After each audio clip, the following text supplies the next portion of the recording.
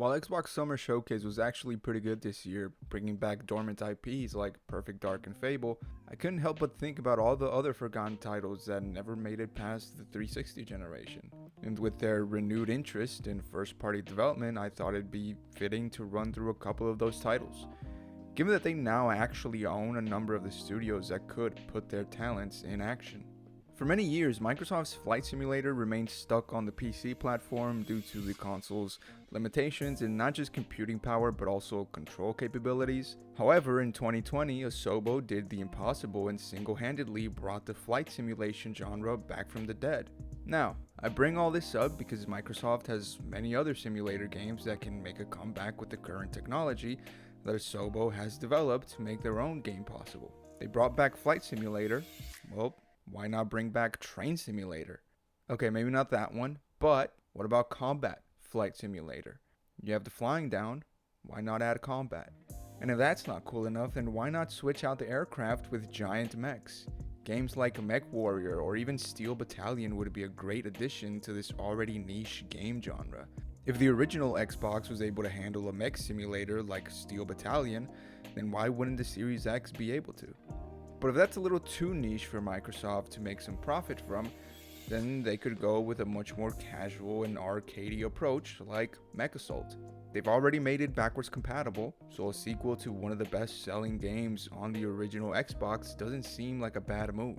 Or maybe that's still too much of a financial risk, so maybe a sequel to a recent remastered original Xbox game like Metal Wolf Chaos would be more viable for Game Pass. It's the farthest thing from a hardcore mech simulator. If anything, it is completely opposite of that.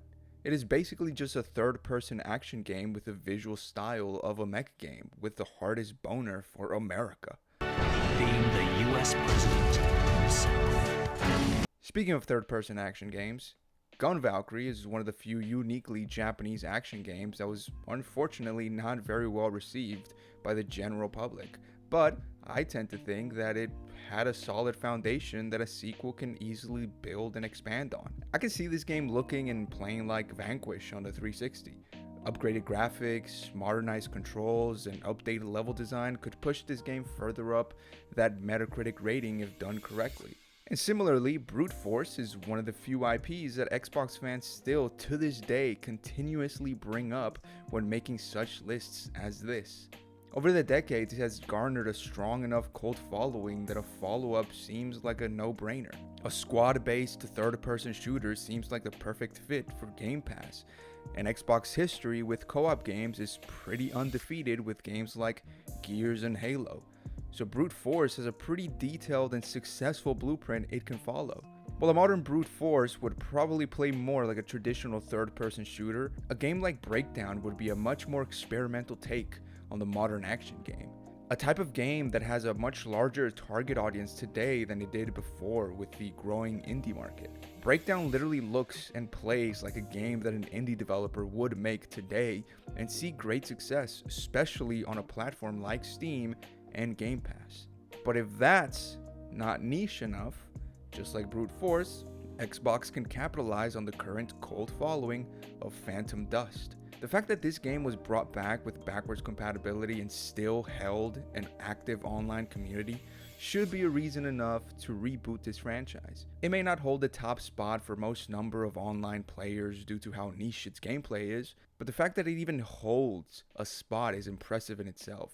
Similar to Breakdown, this is another one of those games that can capitalize on the indie market with how unique its gameplay is. An action strategy card game is the exact kind of game that would receive much love from indie game connoisseurs. Matter of fact, I'm pretty sure a game like this already exists on Steam. Now imagine if they had the Microsoft money and its marketing machine to push Game Pass. Another franchise that was extremely popular on the original Xbox that mixed two genres into one was Kingdom Under Fire. It originally started as a strategy game on the PC, but it then spun off into an action strategy game on consoles. While it seemed to be a really popular series in its early days, going into the 2010s it never seemed to find its footing on the 360, moving its gameplay closer to a third-person action hack and slash and downright removing all of its strategy elements. And that's understandable. Every game doesn't have to fill some niche mixed genre pocket of video games. And the developers understood that, which is why they shifted focus on a new exclusive IP, 99 Nights, a popular enough franchise that it received 2 installments on the 360. The action hack and slash genre is an extremely popular genre that Xbox currently doesn't have much of a presence in. So it would be a smart idea for Xbox to take a bit of that Dynasty Warriors market, which is clearly extremely popular considering that they're on like the 100th game of the franchise. Even with all the recent studio acquisitions, contracting third-person studios to develop first-party games is still a viable strategy, as Sony has proved with games like Bloodborne. And Xbox could have their own Bloodborne, developed by From Software, one of the most coveted developers of today. That game is Otogi, a game that fits the visual and artistic style of modern From games. While Otogi's gameplay is more reminiscent of Devil May Cry's gameplay, you could always reboot the franchise with more of a Soulsborne take on it. Xbox clearly has the license for the games and its sequel considering they're both on Game Pass. So get to it, Phil. The Elden Lords await. Speaking of third-party support, Xbox has always had a strong backing from third-party developers with such games as Ninja Gaiden on the original Xbox and its sequel on the 360.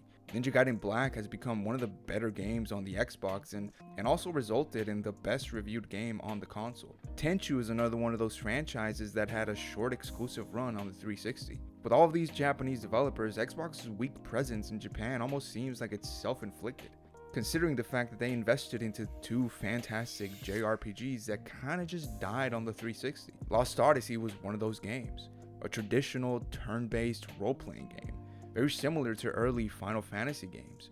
While it received a lot of love on release, Xbox has seemingly abandoned the title, but there's still hope with some of their recent announcements during the showcase. But for every Final Fantasy, we need a Dragon Quest, and Xbox has them both. Next to Lost Odyssey stood Blue Dragon, with a visual style inspired by anime like Dragon Ball. Not only was it visually Japanese, but its gameplay was also strongly Japanese. This game was the closest chance they had to grow their brand in Japan, but like all titles in this video, it's been left and forgotten to time. Even though Xbox lacks JRPGs on their platform, one genre where they don't is Western RPGs. Matter of fact, as of summer of 2024, Xbox owns nearly every major Western RPG developer with the exception of BioWare, a sale that they passed on even after the success of their Xbox exclusive Jade Empire, which is truly unfortunate. Jade Empire has become one of the best original Xbox exclusives, showcasing what was possible on the new console, but they unfortunately never followed up on it. But who knows? Now that Microsoft owns a number of RPG developers, we might actually see a return of Jade Empire. Speaking of those acquisitions, one of those studios is Arcane, another developer that has a history on the OG Xbox with their underrated title, Arx Fatalis. It's another one of those hidden gem titles that people still remember to this day for its physics system. Out of all the games, this is one of those games that I'd love to see come back with a sequel. While most of Xbox's attempts at having their own mascots similar to the likes of Mario and Sonic failed, that doesn't mean that they didn't have many attempts, because they sure as hell did, starting on the original Xbox with Blinx, an action platformer with the edginess of the early 2000s. While it didn't receive great reviews at the time, it still reviewed well enough to where it managed to get a sequel that followed in the same footsteps as the first. This, however, wasn't the only attempt in their search for a mascot. Torque and Voodoo Vince are 2 other games on the platform that tried to find an audience but unfortunately never went anywhere. Even though both of these games reviewed just as well as Blinx, maybe even better, they clearly didn't sell as much, but the cult fan base is still supportive enough to where re-releases eventually made their way onto platforms like Steam. I always found this chase to finding a mascot strange, considering that they owned IPs like Banjo and Conker, but I guess Rare at the time was synonymous with Nintendo, so Xbox chose to go in a different direction. And that direction seemed to be to invest in new IPs for a more older and mature audience. This was quite evident with the Conker remake, as well as titles like Kung Fu Chaos, Grabbed by the Mad Dash, Whacked, and Fusion Frenzy. To this day, we have seen nothing more from these investments aside from a Fusion Frenzy sequel on the 360. Why Xbox stopped doing party games like this is beyond me. There's a clear audience for it if you just look over at Nintendo. And a Kung Fu Chaos sequel is possible today when you consider Xbox's acquisition of Ninja Theory. These kinds of party games are sorely missing in Xbox's repertoire, and Xbox's Game Pass is a perfect home for them. One type of game that isn't missing from Xbox is the racing game. They arguably have the strongest hold in that market with Forza Motorsport and Forza Horizon. So while a new Project Gotham racing game isn't really needed at this time, you can always go with something even more casual than that. How about Midtown Madness? A crazy taxi style of game that won't take many resources to develop, and it's an area in gaming that isn't really explored nowadays. It's only recently that Sega has decided to reach into their backlog of games and drop a new Crazy Taxi. So why not feed off of that nostalgia and give players Midtown Madness 4? Another racing subgenre that hasn't seen any attention in recent years is the extreme racing genre. F-Zero, being perhaps the largest IP in that genre, hasn't seen the light of day in decades. So why not wiggle your way into that market with Quantum Redshift 2? They had a pretty cool thing going on with that title. It was a clear spiritual successor to Wipeout, and many fans felt like it filled that hole for them, being that it is now seen as yet another forgotten cult classic on the Xbox. Cult classic seems to be a running theme with many of these titles, and it doesn't stop here. If anything, it only gets stronger. That's because of games like Bloodwake, a water combat game, or, in other words, Twisted Metal on water. The concept itself sounds amazing, and in action it was amazing. It became one of the best-selling games on the Xbox alongside the likes of Halo and MechAssault. But of those three, Bloodwake was left abandoned, never to receive a sequel or a remaster. The closest thing that we've gotten is its addition to the list of backwards compatible games. So maybe Xbox was just gauging the interest for a game like this, and hopefully they figured it to be enough to give us a sequel. But if Twisted Metal on water wasn't cool enough, how about Twisted Metal on air? That's right, Crimson Skies is yet another vehicle combat game that took its combat to the skies. Its plot, based on an alternate history fantasy of the 1930s, gave the game a unique look that made it stand out from pretty much everything else on that platform. The game received generally favorable reviews, making this title the most deserving of a remake, remaster, reboot, or a sequel altogether. Its open world design on certain levels is the perfect style of game that many gamers today crave and expect from modern games. So the blueprint quite literally already is laid out. Another flight arcade style game that has become a cult classic over the years is Panzer Dragoon Orta. While Crimson Skies takes a more open world approach to level design, Panzer Dragoon takes a more linear approach, similar to Nintendo's very own Star Fox. Rail shooters are games that we don't get ever. Star Fox is the most popular franchise to perfect the genre with its N64 installment, but no one has been able to recreate that success since. Panzer Dragoon has been the closest thing to that, and the fact that we haven't seen a follow-up is actually criminal. Orta brought everything that Star Fox 64 did right, and also utilized the Xbox's power to give us some of the most visually interesting and unique graphics on the console. Looking back at all these titles has made me realize how much the industry and people's interest and expectations have changed. There are so many genres and subgenres in gaming that haven't been explored since the early 2000s. Another one of those subgenres is extreme sports. SSX has remained dormant for decades, and so has Xbox's own Amped. It first started as a more realistic take on snowboarding, but eventually on its third installment on the 360, it shifted to a more arcade style of fun. Massive jumps and tremendous speeds presented to the player with a colorful, cartoony palette, giving it a distinct visual style.